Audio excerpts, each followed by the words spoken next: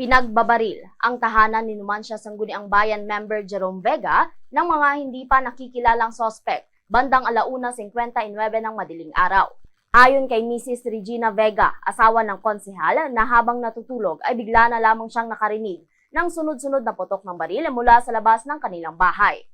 Aniya, sinasabing sakay umano ng motorsiklo ang mga sospek na pinaniniwala ang target talaga ang kanilang bahay. Maraming beses umano na nagpaputok ang mga salarina bago mabilis na tumakas. Wala namang naiulat na nasugatan sa nasabing insidente.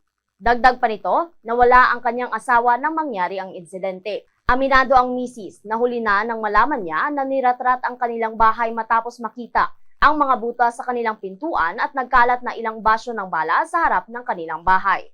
Samantala, sinabi naman ni SB Vega na isa sa mga posibleng motibo na kanyang tinitingnan ay may kaugnayan sa politika o work-related kung saan ilang buwan ang lumipas nang ipablatter niya ang kapwa government official dahil sa dating alitan. Pinaniniwala ang kalibre 45 ang ginamit na baril sa insidente. Nagpapatuloy pa ang investigasyon ng pulisya at scene of the crime operatives, gayon din ang pangangalap ng CCTV footage upang matukoy ang mga sospek at sa posibleng paglutas ng krimen.